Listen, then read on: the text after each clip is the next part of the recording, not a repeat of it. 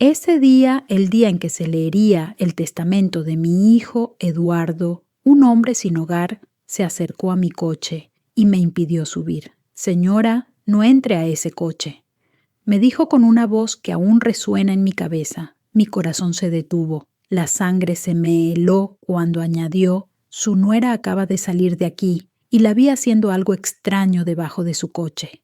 ¿Qué podía significar eso? ¿Porque Lía, la esposa de mi hijo fallecido, estaría tocando mi coche? Y sobre todo, ¿quién era este hombre que parecía saber tanto? Me llamo Rosa María, tengo 62 años y ese martes por la mañana, en el centro de Sevilla, mi mundo cambió para siempre. Había estacionado mi viejo Honda Civic azul frente al edificio de oficinas donde el abogado nos esperaba. Era una reunión que temía no solo por el dolor de abrir las heridas aún frescas de la muerte de Eduardo, sino porque sabía que tendría que enfrentarme a Lía. Desde el funeral, su frialdad me había dejado un nudo en el estómago. Había algo en sus ojos, una distancia que no podía explicar, como si escondiera un secreto que yo aún no entendía. Bajé del coche con las llaves temblando en mi mano cuando este hombre apareció de la nada. Era flaco con el rostro curtido por la vida en la calle, pero sus ojos tenían una urgencia que me hizo detener. Señora, disculpe que la moleste, dijo con voz grave pero respetuosa. Usted es la madre de Eduardo Martínez, ¿verdad? Mi corazón dio un vuelco. ¿Cómo sabía el nombre de mi hijo? Asentí sin atreverme a bajar del todo la ventana. No suba a ese coche cuando salga de ahí, insistió señalando mi Honda. Vi a su nuera hace unos minutos agachada junto a las ruedas delanteras con algo en las manos. Parecía nerviosa. El mundo comenzó a girar a mi alrededor. Lía había llegado antes que yo. ¿Qué estabas haciendo con mi coche? ¿Y quién era este desconocido que parecía conocer los detalles de mi vida? ¿Qué vio exactamente? Pregunté, mi voz apenas un susurro. Él miró hacia ambos lados de la calle como si temiera que alguien lo escuchara. Estaba manipulando algo cerca de las ruedas. Tenía herramientas, quizás alicates. Cuando me vio observándola, se levantó rápido y tiró una toalla en ese contenedor. Señaló un basurero cerca de la entrada del edificio. Mi mente se negaba a procesar lo que estaba oyendo. Lía, la mujer que había llorado en el funeral de Eduardo, que había recibido abrazos y condolencias de todos. Estaba saboteando mi coche, miré mi reloj, las 9:55. Faltaban 5 minutos para la reunión. Tenía que decidir rápido confiar en este hombre o ignorarlo como una paranoia. Pero algo en su mirada, en la forma en que mencionó a Eduardo, me hizo sentir que decía la verdad. Gracias por advertirme, le dije. ¿Podría esperarme aquí después? Quiero hablar más con usted. Él asintió. Estaré aquí, señora. Solo tenga cuidado con esa mujer. Cada paso hacia el edificio se sintió como caminar sobre cristal roto. ¿Y si Lía quería hacerme daño? ¿Por qué nunca fuimos cercanas, pero nuestra relación siempre había sido cordial? O eso creía. Mientras subía en el ascensor al 7º piso, una pregunta me atormentaba. ¿Qué estaba escondiendo Lía? Y sobre todo, ¿qué tan lejos estaba dispuesta a llegar? Me llamo Rosa María González, tengo 62 años y hasta hace un mes mi vida giraba en torno a mi hijo Eduardo. Nací y crecí en Sevilla, en un barrio obrero, donde el olor a azahar impregnaba las calles cada primavera. Trabajé 35 años como maestra de primaria en una escuela pública cerca de la Plaza de España, hasta que me jubilé hace 3 años. Enseñar a niños a leer y a soñar fue mi pasión, pero nada se comparaba con la alegría de ser madre. Eduardo era mi único hijo, mi orgullo, mi razón de levantarme cada mañana. Ahora sin él, mi casa en Triana, con sus paredes llenas de fotos y recuerdos, se siente como un museo de una vida que ya no existe. Eduardo murió de cáncer hace apenas un mes. Tenía 38 años, una edad en la que debería estar planeando su futuro, no dejándonos atrás.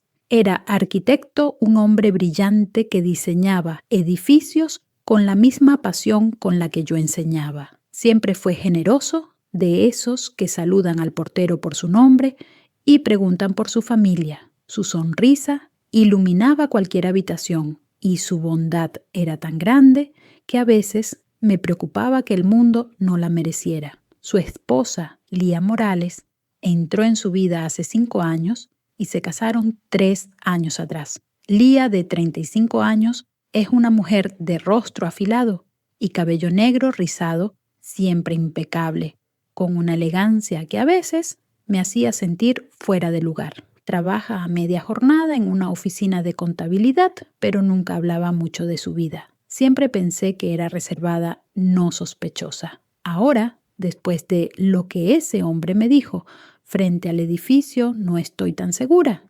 Vivo sola en mi casa, de 2 plantas en Triana, a pocos pasos del Guadalquivir. Mi rutina es sencilla: café por la mañana, en la cocina, regar las flores que Eduardo plantó en el patio y pasear por el mercado de la calle San Jorge para comprar naranjas y jamón.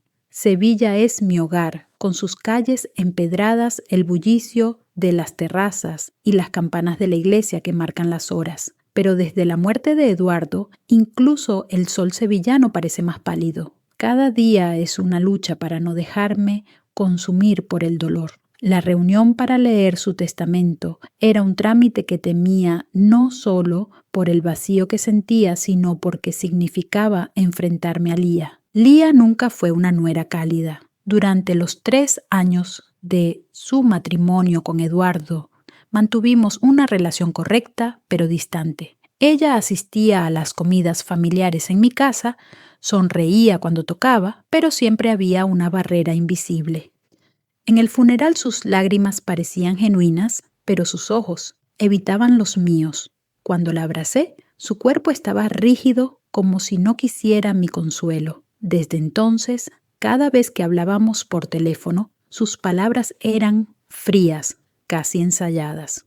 Rosa María, lo siento tanto, decía, pero algo en su tono no encajaba. Ahora las palabras del hombre sin hogar, Carlos, hacían que todo lo que creía saber sobre ella se tambaleara. Carlos, el hombre que me advirtió sobre mi coche, era una figura inesperada en esta historia. A sus 50 años tenía el rostro marcado por el sol y una vida dura. Su ropa estaba gastada pero limpia, y su voz tenía la calma de alguien que ha aprendido a sobrevivir. Me dijo que había trabajado en la construcción de ese edificio de oficinas en el centro de Sevilla hace años y que conocía a las personas que frecuentaban el lugar. Su hijo siempre me saludaba.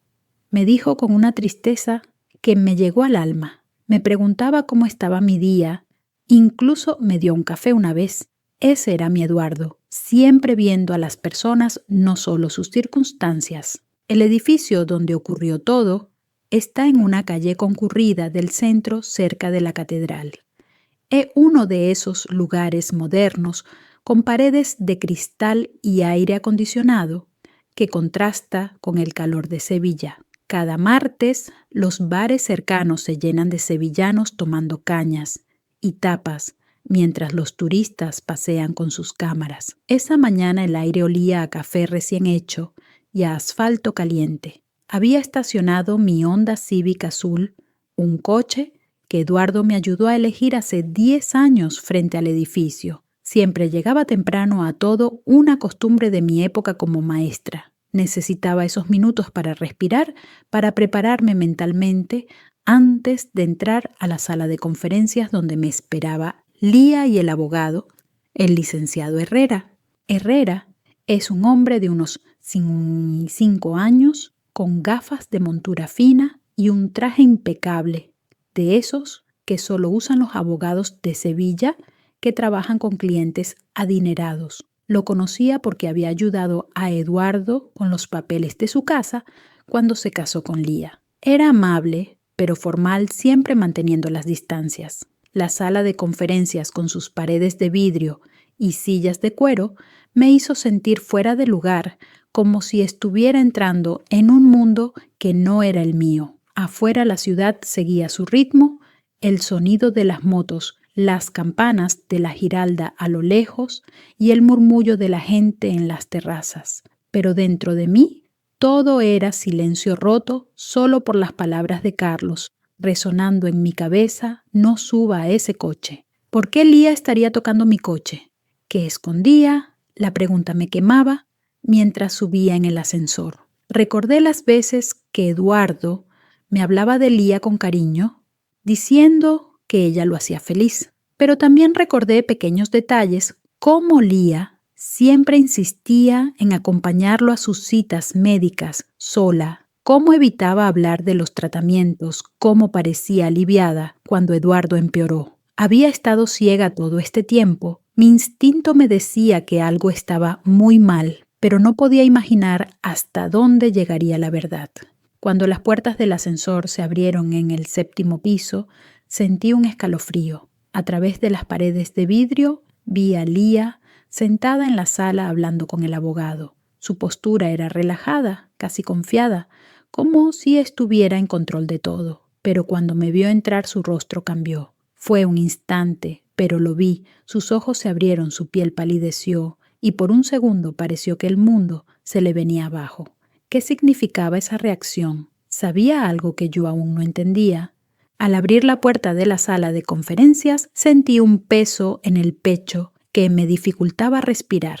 Lía levantó la vista de su conversación con el licenciado Herrera y su expresión cambió en un instante. Su rostro, normalmente compuesto y sereno, se volvió pálido como la cera de una vela.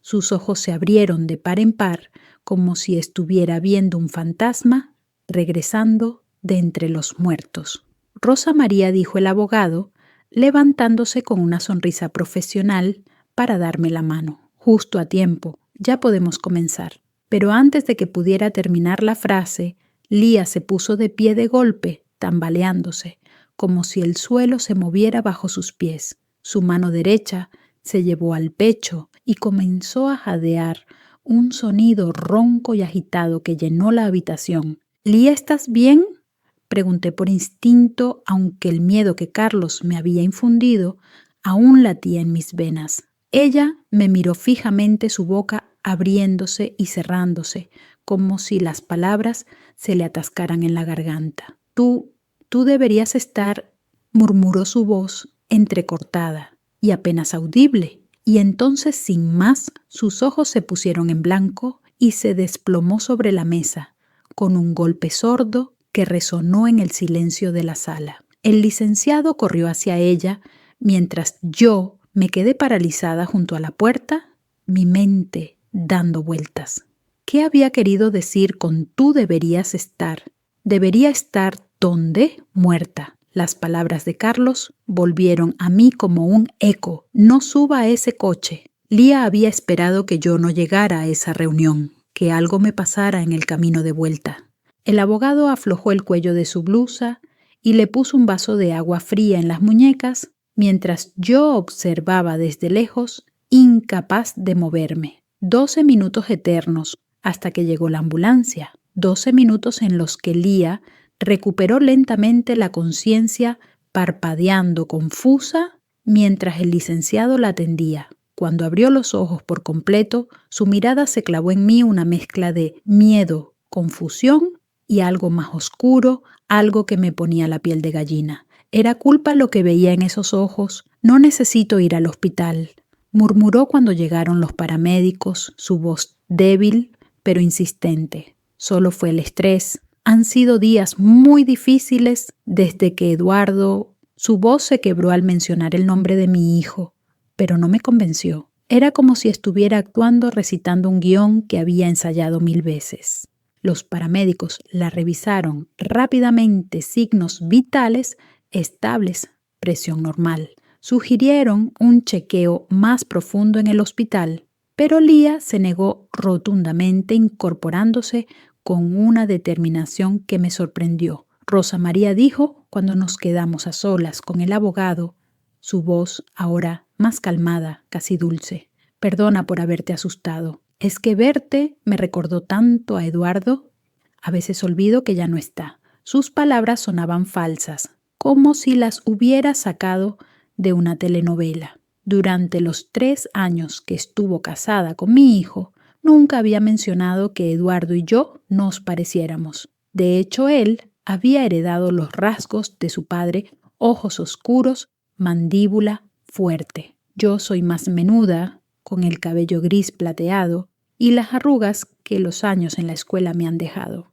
El licenciado Herrera carraspeó incómodo por el momento. Bueno, si se sienten listas, podemos proceder con la lectura del testamento. Asentí, aunque mi mente estaba en otra parte, en las palabras truncadas de Lía en el coche, esperándome abajo. Durante los siguientes 30 minutos escuché al abogado leer en voz alta, pero las palabras se me escapaban como arena entre los dedos. Eduardo había dejado la casa familiar para mí, como habíamos hablado tantas veces en sus últimos meses, cuando se sentaba en mi cocina en Triana bebiendo café y contándome sus planes. Pero luego vinieron las sorpresas. La cuenta de ahorros conjunta que tenía el señor Eduardo con la señora Lía, continuó el abogado ajustándose las gafas, queda completamente a nombre de la señora Lía Morales de Martínez, junto con las inversiones realizadas en el último año. Fruncí el ceño sintiendo un nudo en el estómago. ¿Inversiones en el último año? ¿De qué estaba hablando? Lía se enderezó en su silla, su expresión ahora más confiada. Eduardo no te había contado sobre eso. Rosa María dijo con una sonrisa que no llegaba a sus ojos. Decidimos invertir en unos fondos mutuos. Él dijo que era mejor no preocuparte con esos detalles mientras lo cuidabas. Algo no cuadraba. Durante los últimos meses de vida de Eduardo, yo había estado con él casi todos los días en su casa o en la mía, preparando sopa de puchero como le gustaba, o simplemente sentada a su lado mientras veía el fútbol. Me contaba todos sus miedos, sus esperanzas, sus preocupaciones por dejar a Lía sola. ¿Por qué no me habría mencionado inversiones importantes? Era dinero que habíamos ahorrado juntos desde que era niño. ¿Podrían darme una copia de todos estos documentos?, pregunté al licenciado tratando de mantener la voz firme. Por supuesto, señora Martínez. Los tendré listos para mañana. Lía se removió en su asiento visiblemente incómoda. Rosa María, ¿para qué necesitas copiar todo? El testamento es muy claro. Eduardo quería que yo tuviera seguridad económica. Su tono era defensivo, casi acusador. Solo quiero entender bien lo que mi hijo decidió. Respondí mirándola directamente a los ojos. Ella apartó la vista primero y en ese momento supe que algo estaba mal, muy mal. Cuando salimos del edificio, Lía caminó rápidamente hacia su coche, un Toyota rojo que Eduardo le había comprado el año pasado con el dinero que había ahorrado trabajando horas extras. Tengo que irme, tengo una cita médica, dijo sin mirarme, sus tacones resonando en la acera. La vi alejarse y entonces recordé a Carlos. Lo busqué con la mirada y lo encontré sentado en una banca cerca del estacionamiento con una expresión seria. Me acerqué y él se puso de pie inmediatamente. ¿Cómo le fue en la reunión, señora confusa? Admití sintiendo el peso de todo lo que acababa de pasar. Necesito que me muestre exactamente qué vio que estaba haciendo mi nuera. Carlos me llevó hasta mi Honda y se agachó cerca de la rueda delantera derecha. Aquí, señora, estaba trabajando con algo por esta zona. Señaló hacia el área de los frenos. Saqué mi teléfono y llamé a Miguel, el mecánico de confianza, que había cuidado de nuestros coches durante 15 años, desde que Eduardo era adolescente y lo ayudaba a cambiar el aceite. Miguel, necesito que vengas a revisar mi coche. Es una emergencia. Él llegó en 20 minutos con su camioneta llena de herramientas oliendo a aceite y a sudor honesto. Carlos se había quedado conmigo contándome más detalles. Esa señora estaba muy nerviosa, me dijo. Miraba todo el tiempo hacia la entrada del edificio como si esperara que alguien saliera. Cuando terminó, se limpió las manos muy bien, como si no quisiera dejar huellas. Miguel se metió debajo del coche con una linterna y al cabo de unos minutos salió con el rostro grave. Rosa María, alguien cortó parcialmente el cable de los frenos. No del todo, pero lo suficiente para que fallen después de unos kilómetros. Sentí como si el suelo se abriera bajo mis pies. ¿Estás seguro completamente? Esto no es desgaste natural. Fue a propósito. Me mostró el cable dañado con un corte limpio que solo unas tijeras o alicates podían hacer. Si hubieras manejado este coche hoy, especialmente en una bajada o al frenar de golpe, habrías tenido un accidente grave. Carlos me puso una mano en el hombro, un gesto gentil. Lo siento, señora, ojalá me hubiera equivocado. Mi mente corría a 1000 por hora. Lía había llegado temprano. Había saboteado mi coche. Se había desmayado al verme viva. Había mentido sobre inversiones que Eduardo supuestamente hizo sin decirme. Miguel, puedes arreglarlo hoy, claro, pero Rosa María, creo que deberías llamar a la policía. Esto es intento de homicidio. Negué con la cabeza aún procesando. Primero, necesito entender qué más está pasando. Hay algo más grande aquí. Mientras Miguel trabajaba no podía dejar de pensar en la expresión de Lía al verme entrar. No era sorpresa, era terror. Terror de que yo estuviera viva. Esa noche no pude dormir. Me quedé sentada en la cocina mirando las fotos familiares. En la pared, Eduardo de niño, en la feria de abril, con su traje de flamenco. Nosotros tres en la playa de Cádiz, riendo bajo el sol. En las fotos con Lía, su sonrisa parecía calculada, no genuina. A las 6 de la mañana sonó el timbre. Era Carlos, con la misma ropa, pero más limpia, trayendo una bolsa de papel. Señora, Rosa María, perdone que venga tan temprano, pero no pude dormir. Tengo algo que mostrarle. Lo invité a pasar y le serví café negro y fuerte, como nos gusta en Sevilla. Sus manos temblaban al sacar una toalla manchada y unos alicates. Lo saqué de la basura ayer después de que se fuera. Pensé que podrían ser importantes. Examiné la toalla, manchas de grasa, pero también algo rojizo que me heló la sangre. Los alicates tenían residuos metálicos. Carlos, ¿cuántas veces ha visto a mi nuera por este edificio? Él se rascó la barbilla. En los últimos 2 meses, como 5 o 6 veces. Siempre sola, nunca con su esposo y siempre actuando extraña. ¿Extraña cómo? Nerviosa. Miraba a todos lados como si no quisiera que la vieran.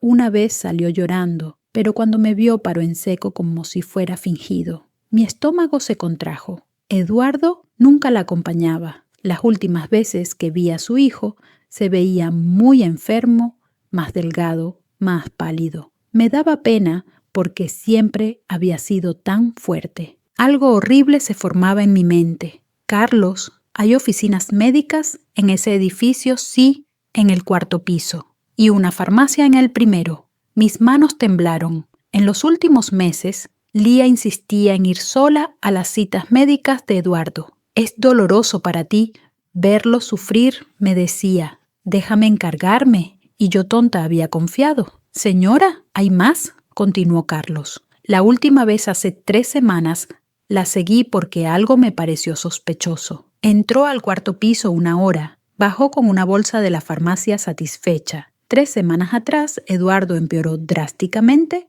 Los médicos dijeron que era normal, pero fue demasiado rápido. Llegamos al edificio a las 9. En la farmacia, la empleada reconoció a Lía. Sí, la señora de pelo rizado. Venía seguido, compraba morfina líquida, mucha. Decía que era para su esposo enfermo. Mi mundo se tambaleó.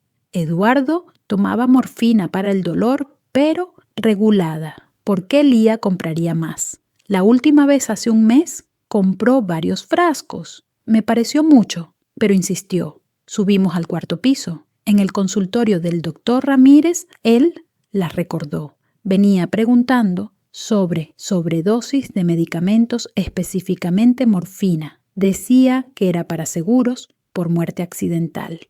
Doctor, ¿es posible acelerar la muerte de un paciente terminal con dosis excesivas de morfina? Él me miró serio. Sí puede parecer natural. Solo un toxicológico específico lo detectaría y no se hace rutinariamente en cáncer. Salimos en silencio. Lía no solo planeó matarme por la herencia, también mató a mi hijo. ¿Qué vas a hacer ahora, señora?, preguntó Carlos. Miré al cielo, el corazón roto. ¿Cómo alguien podía ser tan cruel? La posibilidad de que Lía hubiera matado a mi Eduardo era tan monstruosa que me costaba siquiera pensarla, pero las piezas empezaban a encajar como en un rompecabezas siniestro. Esa noche, después de hablar con Carlos, me quedé despierta hasta el amanecer, sentada en mi cocina de Triana, con el aroma a café rancio y el sonido lejano de las campanas de la iglesia de Santa Ana marcando las horas. Recordaba los últimos meses de Eduardo, cómo había empeorado de repente, cómo sus ojos, siempre tan vivos, se habían vuelto vidriosos y confundidos. «Mamá, me siento extraño», me dijo una vez cuando lo visité en su casa. Lía estaba allí, revoloteando a su alrededor como una sombra, insistiendo en que era el efecto de la quimioterapia. «No te preocupes, Rosa María, los médicos dicen que es normal», me aseguró ella con una sonrisa que ahora veía falsa, como las máscaras del carnaval de Cádiz, que Eduardo tanto odiaba porque decían mentiras sin palabras. Pero yo no podía quedarme quieta. Al día siguiente Carlos vino a verme de nuevo, trayendo más detalles que me helaron la sangre. «Señora Rosa María, hablé con la mujer que limpia el edificio por las noches», me dijo, mientras tomábamos un café en mi patio, donde las flores que Eduardo había plantado empezaban a marchitarse bajo el sol sevillano. «Dice que encontró cosas raras en la basura del cuarto piso, siempre después de que su nuera visitara. Sacó de su mochila varios pedazos de papel chamuscados, como si alguien hubiera intentado quemarlos para borrar evidencias. Con cuidado, los extendimos sobre la mesa de madera que Eduardo me había regalado en mi cumpleaños hace 5 años. Algunos estaban demasiado dañados, pero pude distinguir palabras clave, dosis, efectos secundarios, síntomas de sobredosis. Uno de los fragmentos tenía la letra de Lía, esa caligrafía inclinada y precisa que reconocí de las notas que dejaba en la nevera de Eduardo. Decía incrementar gradualmente para evitar sospechas. Debe parecer natural. Síntomas compatibles con progresión de la enfermedad. Se me revolvió el estómago como si hubiera comido algo podrido en el mercado de Triana. Ahí estaba la prueba de que Lía había planeado meticulosamente el asesinato de mi hijo. No fue un impulso de desesperación, fue un plan frío, calculado, como los que se ven en esas series de televisión que Eduardo y yo mirábamos juntos los domingos por la tarde, riéndonos de lo exageradas que eran. Pero esto era real. «Carlos, necesito entrar en la casa donde vivía Eduardo con Lía», le dije, mi voz temblando de rabia contenida. «Necesito buscar más evidencias». Él me miró preocupado, sus ojos arrugados por años en la calle. «¿Cómo va a hacer eso, señora? Ella vive ahí». Lía trabaja a media jornada en una oficina de contabilidad. Sale los martes y jueves de 2 a 6 de la tarde. Hoy es jueves. Carlos dudó, pero vio la determinación en mi cara, esa que solo una madre puede tener cuando se trata de justicia para su hijo. A las 2:30 estábamos frente a la casa que Eduardo había comprado con tanto esfuerzo 3 años atrás, en un barrio tranquilo de Sevilla, cerca del Parque de María Luisa. Era una casa modesta pero bonita, con un pequeño jardín donde Eduardo plantaba tomates y albahaca, oliendo a tierra fresca en las mañanas. Ver las flores marchitas ahora me partió el corazón, como si Lía hubiera dejado morir todo lo que mi hijo amaba. Entramos silenciosamente con la llave de emergencia que Eduardo me había dado hace años y que nunca le pedí de vuelta. La casa olía diferente, ya no a canela y café, como cuando Eduardo cocinaba paella los fines de semana, sino a productos químicos de limpieza y algo amargo que no pude identificar.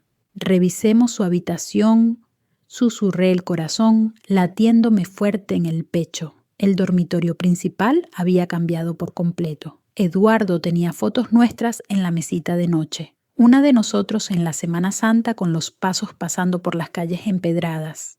Pero ya no estaban. En su lugar, Lía había puesto fotos de ella sola, posando en playas que nunca compartió con él, como si Eduardo nunca hubiera existido. En el armario, entre su ropa impecable, encontramos una caja pequeña escondida detrás de los zapatos. Dentro más frascos vacíos de morfina, jeringas usadas y, lo más perturbador, un cuaderno donde Lía había documentado el deterioro de Eduardo como si fuera un experimento científico. Día 15, aumenté la dosis. Eduardo está más confundido. Excelente. Día 23. Los médicos no sospechan nada. Está muy débil para protestar por los medicamentos. Día 30, Rosa María preguntó por qué dormía tanto. Le dije que eran los efectos del tratamiento. Mis manos temblaban mientras leía, las lágrimas cayendo sobre las páginas. Recordé esa visita del día 30, Eduardo, dormido en el sofá, su rostro pálido como la luna llena en una noche de verano sevillana. ¿Por qué duerme tanto?, pregunté a Lía preocupada. Ella sonrió sirviéndome un vaso de agua. Es el tratamiento, Rosa María. Los médicos dicen que es bueno que descanse. Mentira, todo mentiras. Pero lo peor vino después. Día 40. Eduardo trató de llamar a Rosa María para decirle algo sobre los medicamentos, pero se lo impedí. Le dije que estaba delirando por la fiebre. Necesito acelerar el proceso. Día 45. Está sospechando. Anoche trató de esconder las pastillas debajo de la lengua. Tuve que cambiar a inyecciones mientras dormía. Mi hijo había sabido.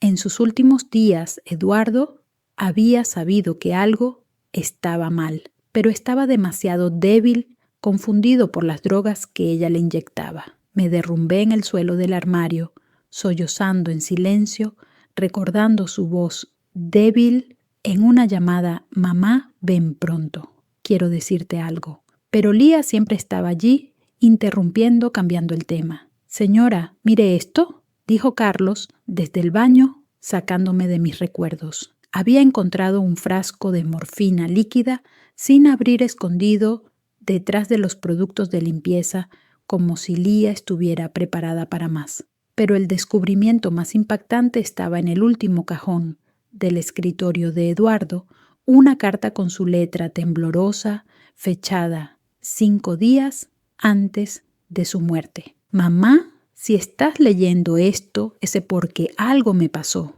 Lía está haciendo algo con mis medicamentos. Me siento peor cada vez que ella me los da.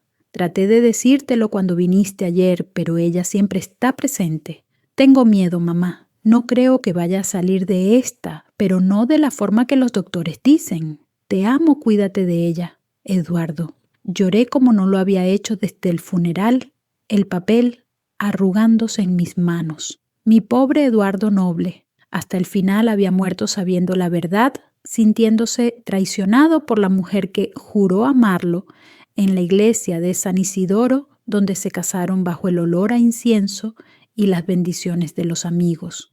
«Necesitamos irnos antes de que regrese», me dijo Carlos suavemente, ayudándome a ponerme de pie. Fotografié todo con mi teléfono, las páginas del cuaderno, la carta, los frascos. Me llevé la carta original, sabiendo que era evidencia crucial. Al salir, mi tristeza se transformó en determinación, pero también en miedo. Lía era capaz de cualquier cosa. Esa noche en mi casa, el teléfono sonó. Era Lía. «Rosa María, ¿cómo estás? Quería ver si necesitas algo». Su voz sonaba normal, casi cariñosa, pero yo sabía la verdad. «¿Estoy bien?», respondí controlando el impulso de gritarle, solo extrañando a Eduardo.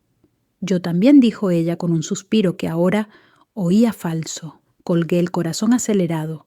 ¿Cuánto tiempo llevaba planeando esto? ¿Y qué haría si descubría que yo sabía? Los días siguientes fueron un torbellino de paranoia y planificación. Carlos se convirtió en mi aliado inesperado. Resultó que había trabajado en construcción toda su vida hasta que una lesión en la espalda lo dejó en la calle. Conocía a mucha gente en Sevilla, especialmente a esos invisibles como él, que veían cosas que los demás ignoraban. Señora, conseguí hablar con un amigo que trabaja en la farmacia. Me dijo el viernes viniendo a mi casa con una expresión grave. Confirma que Lía compraba morfina extra sin receta, usando el nombre de Eduardo. Decía que era para un paciente terminal, pero pagaba en efectivo para no dejar rastro, más evidencia, pero no era suficiente. Necesitaba una confesión para que la policía actuara rápido.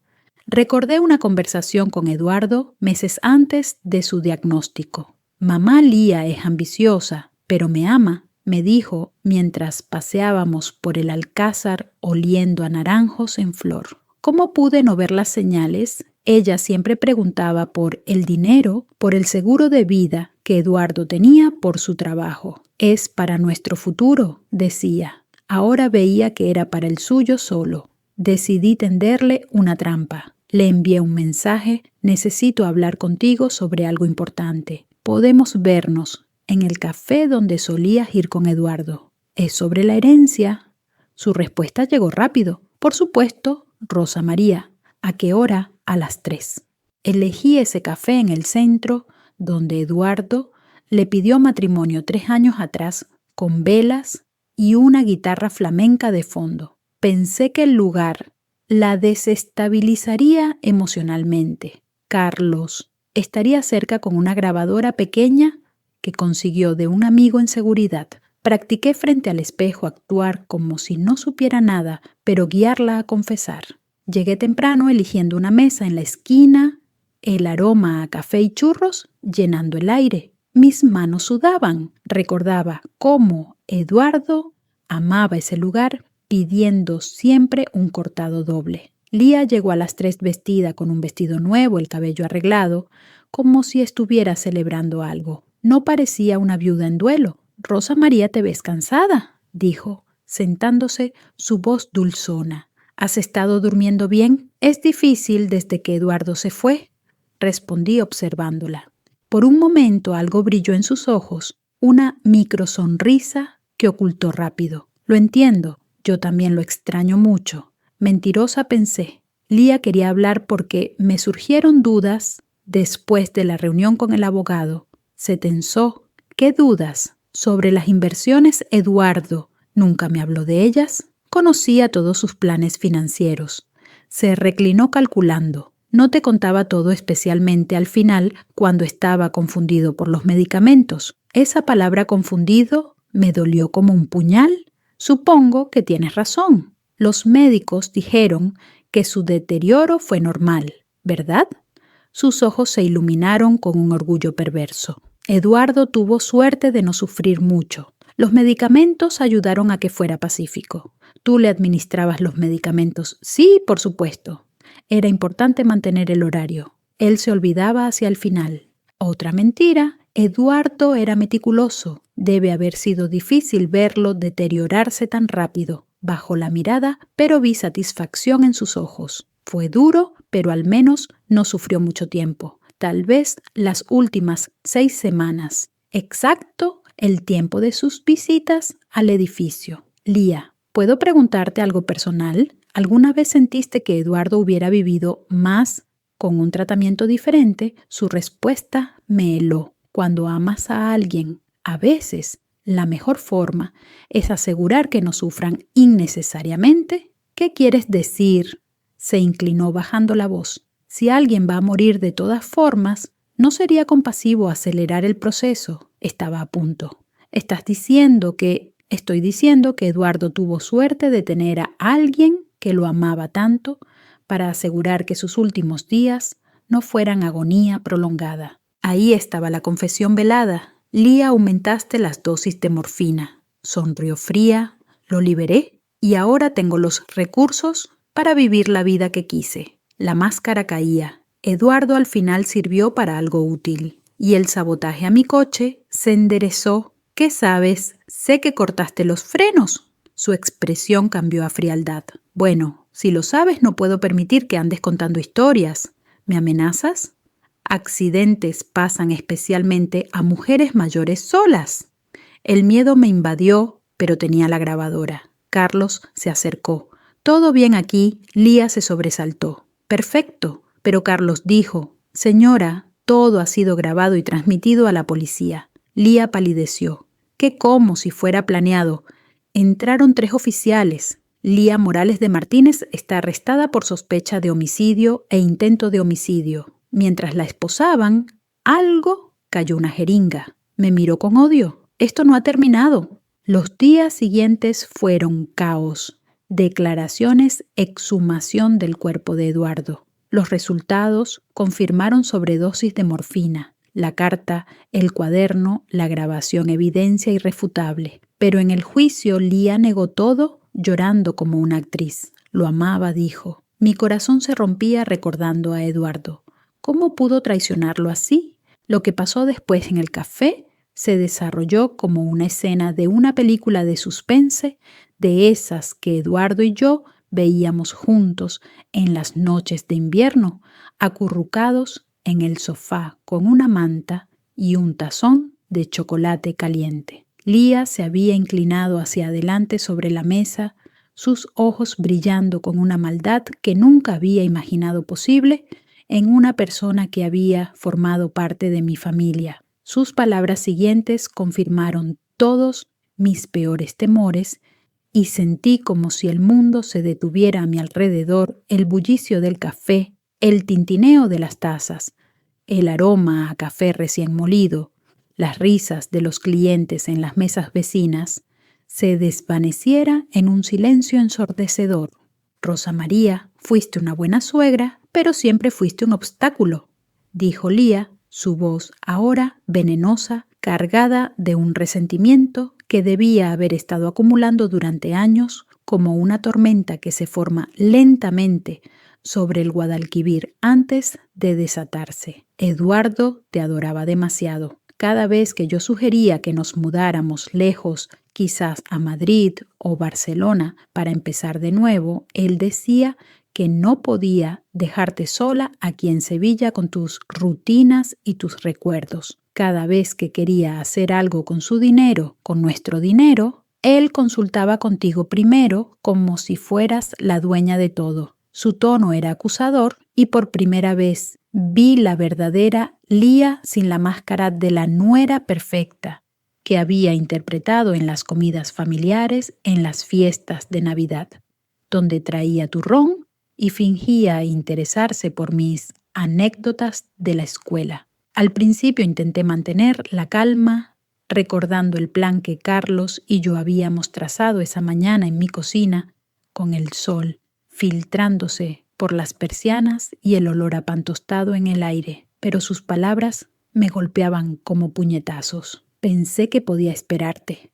Continuó ella, su sonrisa torcida en una mueca de desprecio. Después de todo, tienes 62 años. Podrías haberte ido naturalmente en cualquier momento, pero luego me di cuenta de que podrías vivir otros 20 años interfiriendo en mi vida, haciendo preguntas sobre el dinero de Eduardo, sobre las inversiones que hice en su nombre. ¿Así que decidiste matarme?, pregunté, mi voz saliendo más firme de lo que esperaba, aunque por dentro sentía un frío que me calaba los huesos, como el viento de levante que azota las calles de Triana en invierno. Lía se rió una risa baja y helada que me erizó la piel. El sabotaje de tu coche habría sido perfecto. Un accidente en una de esas curvas traicioneras camino a tu casa. Nadie habría sospechado nada. Habrías chocado quizás contra un muro o un árbol y todos habrían dicho,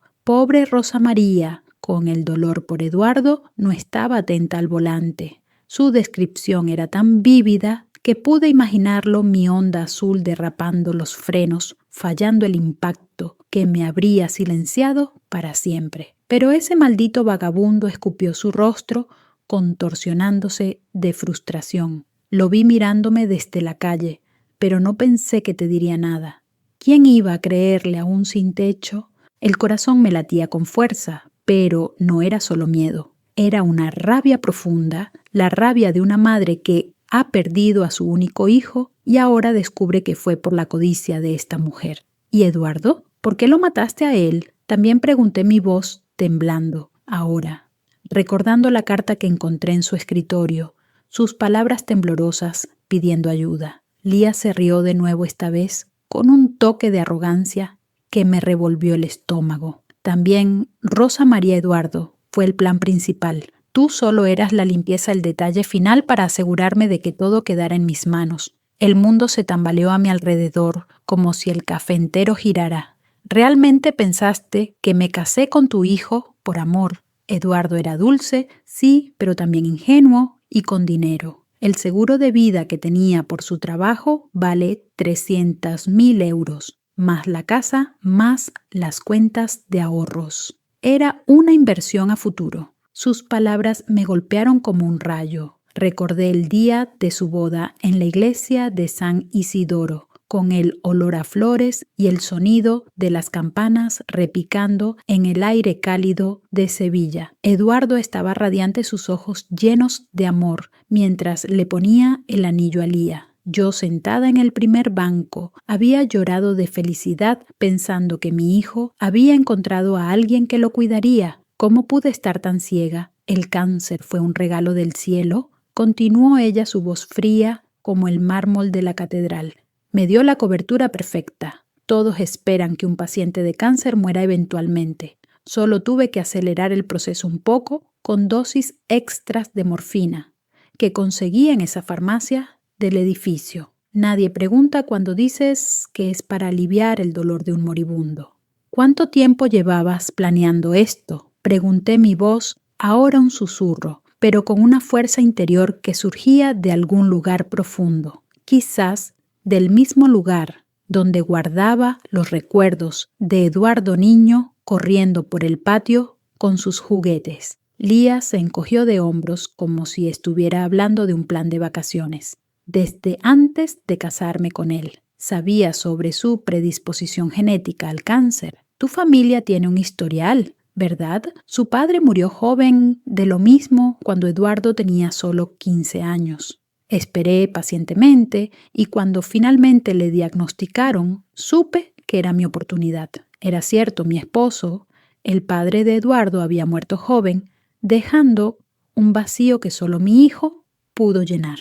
Y ahora Lía lo usaba como excusa para su maldad. Tú eres un monstruo, le dije las palabras saliendo de mí con una convicción que me sorprendió. Ya no era la maestra jubilada, la viuda solitaria. Era una mujer defendiendo el legado de su hijo. Lía no se inmutó. Soy una superviviente a diferencia de tu hijo, que era demasiado noble para su propio bien.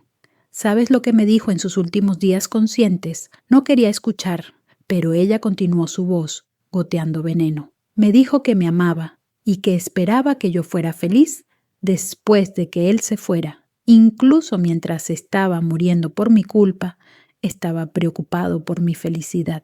Las lágrimas rodaron por mis mejillas calientes y amargas. La imagen de mi Eduardo, noble y bondadoso hasta el final, muriendo, mientras se preocupaba por esta mujer que lo envenenaba lentamente, me destrozaba. Pero ahora tú lo sabes todo, continuó Lía, su tono cambiando a uno más amenazante, inclinándose aún más cerca. Pude oler su perfume, el mismo que usaba en las reuniones familiares, ahora mezclado con el hedor de su traición. Y eso es un problema. Vi que tenía algo en su mano debajo de la mesa, un brillo metálico que me heló la sangre. ¿Qué tienes ahí, Lía? Pregunté, mi voz firme a pesar del terror. Solo un pequeño seguro, por si decides ser problemática, respondió mostrando brevemente una jeringa pequeña, probablemente llena de morfina o algún veneno similar. En ese momento supe que no había vuelta atrás. Esta confrontación había llegado a su punto de no retorno. O ella me silenciaba aquí en este café lleno de gente indiferente, o yo la exponía para siempre. Carlos, que había estado observando desde una mesa cercana, fingiendo leer un periódico con el aroma a tinta fresca, se acercó en ese instante. «Disculpen, señoras, ¿todo está bien aquí?», dijo con voz calmada pero autoritaria, su presencia como un ancla en medio de la tormenta. Lía se sobresaltó escondiendo rápidamente la jeringa en su bolso. «Todo está perfecto, gracias», respondió ella, pero su voz temblaba ligeramente. Carlos me miró directamente sus ojos, transmitiendo la señal que habíamos acordado. «Rosa María, ¿está lista para irnos?». Entendí, era el momento. «Sí, creo que esta conversación ha terminado», dije poniéndome de pie, lentamente, aunque mis piernas se sentían como gelatina. Lía me agarró del brazo con fuerza, sus uñas clavándose en mi piel. «No hemos terminado de hablar, Rosa María. Si sales de aquí y cuentas algo, te arrepentirás». Su amenaza era directa, su rostro contorsionado en una máscara de furia. Pero yo por primera vez me sentí más fuerte que ella. «Sí, hemos terminado», respondí liberándome de su agarre con un movimiento decidido. Fue entonces cuando Carlos soltó la bomba. «Señora, creo que debería saber que todo lo que han hablado ha sido grabado y transmitido en vivo a la estación de policía». Lía palideció su rostro, perdiendo todo color, como si la vida se le escapara en ese instante. ¿Qué balbuceó mirando a su alrededor como un animal acorralado? Carlos sonrió con una satisfacción tranquila. Mi amigo en seguridad no solo me prestó una grabadora, también me enseñó a usar una aplicación que transmite en vivo. Los detectives han estado escuchando toda la conversación desde el principio. Como si hubiera sido orquestado por el destino, 3 oficiales de policía entraron al café en ese momento, sus uniformes contrastando con el ambiente casual del lugar.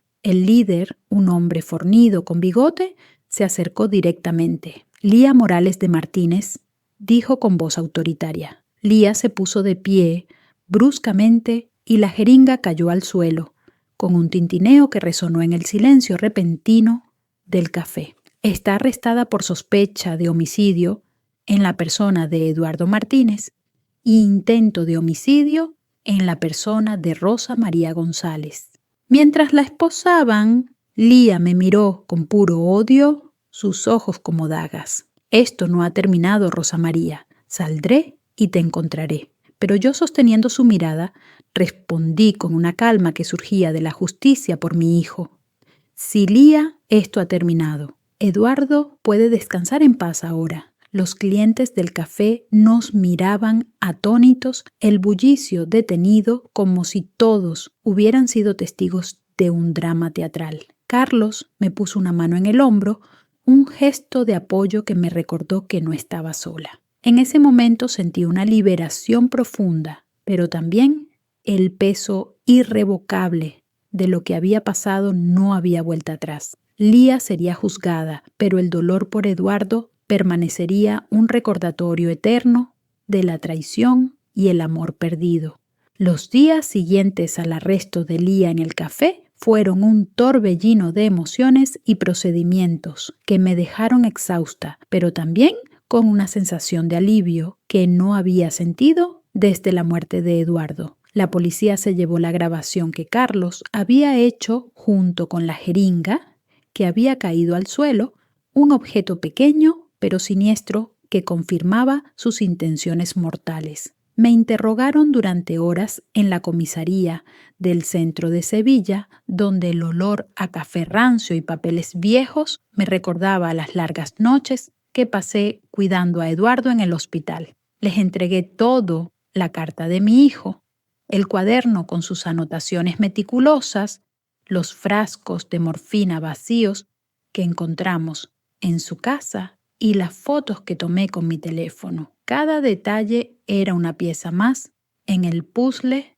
de su maldad, y por primera vez sentí que la justicia no era solo una palabra lejana, sino algo tangible como el peso de la carta de Eduardo en mi bolsillo. La exhumación del cuerpo de mi hijo fue lo más doloroso. Tuve que firmar papeles en el cementerio municipal bajo un cielo gris que parecía llorar conmigo mientras los trabajadores desenterraban su ataúd en una mañana fría de otoño. El aire olía a tierra húmeda y a flores marchitas, y yo me quedé allí, apoyada en el brazo de Carlos, recordando el día del funeral, el sonido de las campanas de la iglesia, los abrazos de los vecinos de Triana, las lágrimas que no cesaban. Los resultados del examen toxicológico llegaron una semana después, confirmando lo que ya sabía en mi corazón. Eduardo había muerto por una sobredosis masiva de morfina